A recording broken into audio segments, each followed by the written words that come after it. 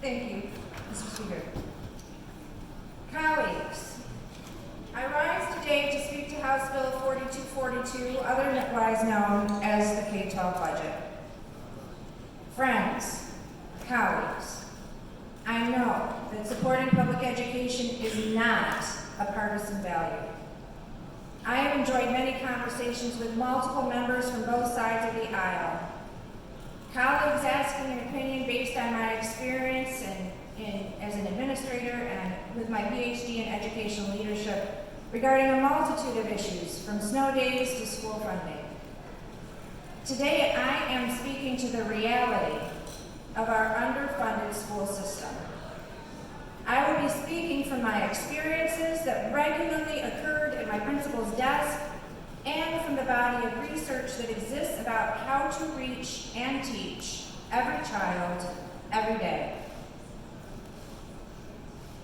If I asked every member of this chamber today a simple question, do you believe every child in the state of Michigan deserves to learn and grow in a healthy physical environment with qualified teachers and receive the support they need to close learning gaps or even better, excel in an area of passion and interest? I know that my colleagues would say, yes, they do.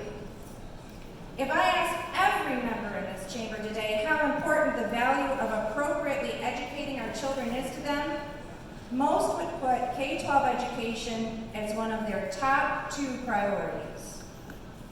If I asked every member in this chamber today if they thought our current system was accomplishing those goals that we carry in our hearts for our children, they would say no. Placing 41st out of 50 states in grade level reading outcomes is not good enough. I know that we all would agree that Michiganders deserve better. Many members on both sides of the aisle have asked me, how do we fix it, Cheryl? I have one response. Educational professionals know what works. Literacy and math interventions taught at low student-teacher ratios by certified reading and math specialists. Behavioral interventions taught and modeled school-wide with social work support. Early interventions through strong pre-K programs, and support for special education students by providing enough special education teachers and parapros to maximize the time learning in a general education setting. Everyone agrees. This is what Michiganders deserve. More importantly, the academic and school research communities agree. This is what all children deserve. But talk is cheap. And I, for one, as a person who has walked this walk, am over it. I am over looking at schools who can't attract the best teachers and have 40% of their classrooms led by non-certified substitutes. I am over watching parents and students begging me for help for their children, only for me to say to them, I am sorry. We used to have a reading specialist who could help, but we can no longer afford one, let alone 2. I am over watching my great teachers leave the classroom because they can no longer support their families on a salary that has been frozen or cut year after year for over a decade.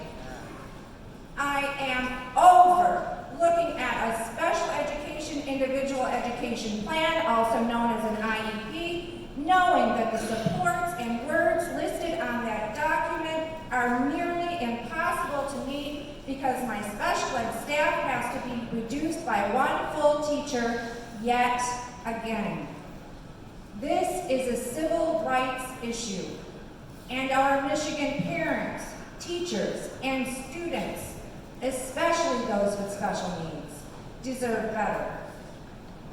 Having spent 30 years in public education and having studied school funding in depth, I know how the shell game works. The state loves to give schools money just to take it away.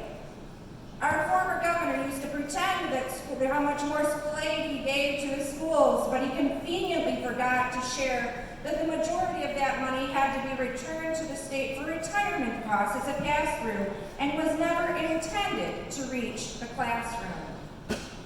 I have heard over the course of these budget negotiations that the high school money only went to teacher salaries and never made it into the classroom. I am overhearing this argument. Schools do not create widgets, they create humans. Teachers are not robots, they are humans. They are the professionals constantly observing, assessing, adjusting, and supporting the individual smaller humans in their care. When teacher salaries are adjusted to decreased revenue or increased revenue, that means that class sizes are smaller, a specialist can be hired, a parapro can be added to assist in the classroom. Yes. There is no better use for our tax dollars. When it comes to this argument, Michiganders deserve better. I have been told throughout the budget process it is unfortunate that we do not have enough money to support declining enrollment, aging schools, and student populations of color, or students who do not speak English, or those who come from poverty. Unfortunately, we have to make tough decisions. I am overhearing this lazy response to a complex and urgent problem. It is so easy for us who sit in this chamber to wave our hands and say, I'm sorry, there's nothing we can do. Nothing we can do. It is our job. We can't pass this buck. It is not the governor's job. It is not the Department of Education's job. It is not the Attorney General's job. It is our job. And when you compare the cost of teaching children in Michigan with the current revenue as suggested by this budget, the math simply doesn't add up. Of course, there is something we can do. We can fully fund our schools to meet the needs of our children, all children, every child in Michigan, because Michiganders deserve better. This budget makes a lot of revenue assumptions, such as the removal of K-12 revenue from the sales tax attached to gasoline. That's right, this budget is actually taking money away from the K-12 budget. Those who support the shell game will say, but schools are getting more money per pupil in the foundation allowance. This is true. They are until the subtractions below that line on the budget begin. A subtraction for additional per pupil funding for high school students, a loss of revenue that should be going to schools from gasoline sales tax and online purchase sales tax is removed.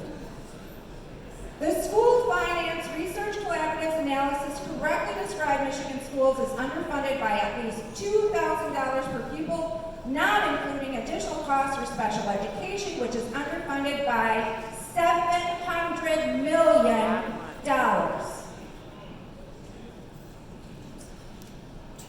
This budget only increases the per pupil allowance by 1.4%, while it cuts important categoricals. I have reached out to a number of school districts throughout the state. When the fixed cost of increasing retirement, insurance, steps and levels, and a decrease of student populations across the state, schools will be working once again with a budget deficit as compared to last year. One school near my district will receive an additional $607,000. However, next year their cost of doing business increases $825,000, leaving a $250,000 shortfall. The smallest school in my district is budgeting for a 30-student decrease. They'll receive $115,000 extra money, but next year's costs are over $150,000. This will force them to increase class size again. It will affect their ability to support an aging infrastructure again, and it will force significant judgments to their multi-tiered system of support, which is required by law. It is unrealistic to think that these cuts will not negatively affect student outcomes. Even one of our state's largest school districts, which is projected to lose 309 students, they'll receive $90 per pupil increase, but will lose $105,000 in high school categoricals. This will result in a 10 FTE decrease, increased class sizes, fewer opportunities for math and reading supports as required by law, cuts in counselors, social work, and therefore lowered outcomes.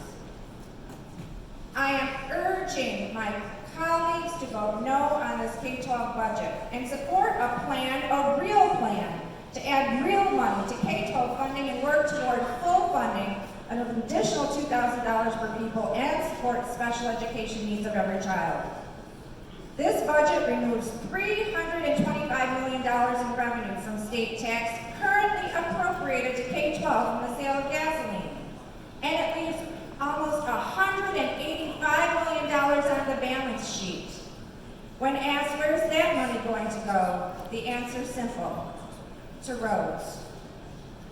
This is a total of potential additional revenue of $510 million, which would pay for over 5,100 additional teachers or counselors for the state of Michigan.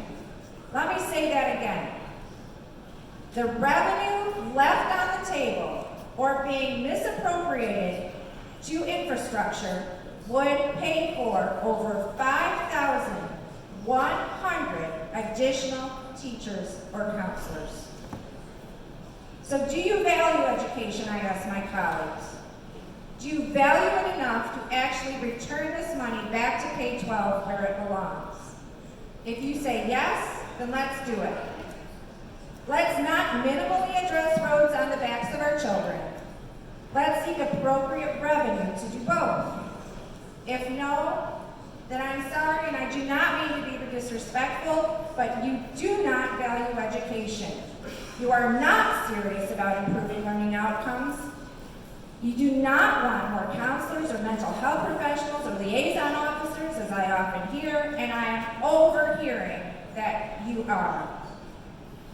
This budget harms students, increases teacher shortage crisis, and doesn't shift nearly enough money to even begin to fix the roads.